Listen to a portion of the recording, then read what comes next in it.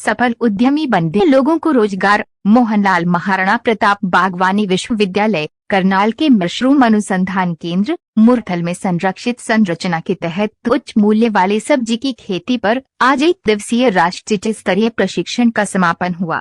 प्रशिक्षण का शुभारंभ प्रोफेसर शून्य समर सिंह, कुलपति महाराणा प्रताप बागवानी विश्वविद्यालय करनाल ने किया। इस प्रशिक्षण कार्यशाला में 60 छात्र छात्राओं एवं प्रगतिशील किसानों ने भाग लिया।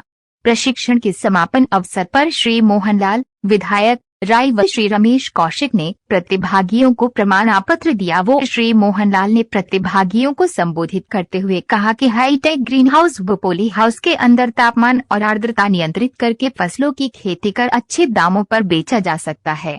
उच्च शिक्षित युवा भी आज के समय में नौकरी को छोड़कर खेती से जुड़ रहे हैं। एग्रीकल्चर का क्षेत्र बहुत बड़ा है और इसमें संरक्षित खेती द्वारा आप किसी भी एक फसल को चुनकर काम शुरू कर सकते हैं।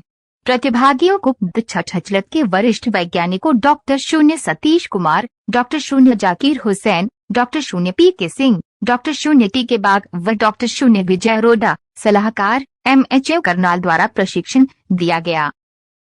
आज एक दिन का जो सेमिनार है, ट्रेनिंग है, वो जो हमारे प्रोग्रेसिव फार्मर्स हैं, छात्र हैं, उनके लिए प्रोटेक्टेड कल्टीवेशन, संरक्षित खेती, जो आपने पॉली हाउस देखे हैं उसके अंदर जो खेती करते हैं, विशेष प्रकार की जो महंगी सब्जियां हैं, उनके ऊपर हमने एक दिन का ये सेमिनार रखा। उसमें भारतीय कृषि अनुसंधान परिषद के जो IARI इंस्टीट्यूट है, वहाँ से वैज्ञानिक गण आए हैं, हमारे महाराणा प्रताप बागवानी विश्वविद्यालय से वैज्ञानिक गण आए हैं और इस कार्यक्रम का जो उद्घाटन है वो माननीय प्रोफेसर समर सिंह जो वाइस चांसलर है हॉर्टिकल्चर यूनिवर्सिटी के, उन्होंने किया।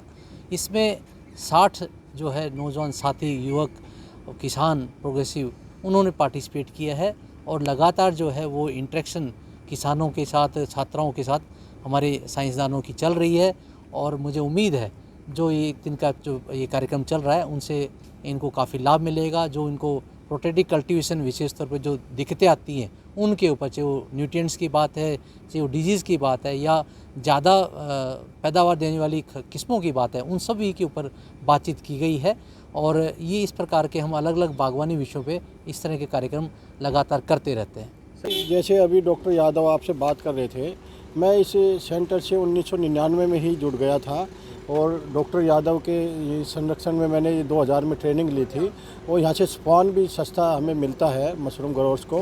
पहले ये खाली ये मशरूम के लेवल का था, अब देखो इन्होंने यहाँ ये पौधशाला भी बना दी है, कंट्रोल यूनिट की बना दी है हम किसानों के लिए, टनल बना दिया है, सस्ते जो है टनल का जो है कंपोस्ट किसानों को प्रोवाइड कराते हैं डॉक्टर साहब। और जो अभी आप बताएं 60 जो है, देखो आप भी गाँव देहात में घूमते हैं कि हर किसान जो है नई चीज़ करने से डरता है, तो प्रोग्रेसिव किसान उनको कहा जाता है कि जो आगे बढ़ के काम करे। जैसे हमने 27-28 वर्ष पहले मशरूम का काम जब शुरू किया था अपनी यंग एज में, तो लोग डरते थे। देखो आज सोनीपत भी और हमारा दिल्ली भी जो है देहात ये गढ़ बन चुका है। तो ऐसी पॉली हाउस और टेक्निकल खेती की तरफ जो है ये सेंटर काफ़ी ध्यान दे रहा है और आदरणीय प्रधानमंत्री जी ने भी उनके निर्देश जो दिए हुए हैं डॉक्टर्स को, भाई किसानों से इंटरेक्शन करो, उनको जानकारी दो, तो जगह जगह ट्रेनिंग प्रोग्राम चल रहे हैं। अभी आदरणीय मोदी जी ने 500 करोड़ मधुमक्खी पालन वालों को भी दिया है और अगला जो है मत्स्य उद्योग को भी दे दिया है। मशरूम फार्मिंग अभी छुट्टी है, हमें उम्मीद है कि ये मशरूम फार्मिंग को भी मोदी जी कुछ देंगे। इसी के साथ साथ आप नुकसान की बात कर रहे थे, देखो यहाँ अभी डॉक्टर साहब बता के गए, देखो मैं दिल्ली का किसान हूँ, तो ये कि गिरदावरी चल रही है, कुछ देंगे। और हम दिल्ली के किसानों का दुर्भाग्य है कि हमें दिल्ली सरकार जो है किसान नहीं मानती है, किसानी का दर्जा हमारे 2008 से छुटा हुआ है, हमें कोई सुविधा वहाँ नहीं मिलती है। तो हम आपके चैनल के माध्यम से कहेंगे, शायद आपको जानकारी नहीं हो, कि हमें 2008 से किसी भी फार्म इक्विपमेंट पे कोई हैरो, कल्टीवेटर, ट्रैक्टर पे कोई भी सब्सिडी नहीं है। हम हरियाणा से अपने रिश्तेदारों के नाम से करके लेके जाते हैं और हमें 2008 से सिर्फ एक बार इसका 2015 में एक बार मुआवजा मिला था। उसके बाद में हम बहुत दुर्भाग्यशाली है कि हरियाणा गवर्नमेंट, मुझे पता है, उम्मीद है कि यहाँ के किसानों को देगी, लेकिन दिल्ली गवर्नमेंट के हमें किसानों का दर्जा न होने के कारण न सेंटर गवर्नमेंट की भी मदद नहीं पहुँच पाती है, क्योंकि कागज़ों में हम किसान नहीं मानती है दिल्ली सरकार।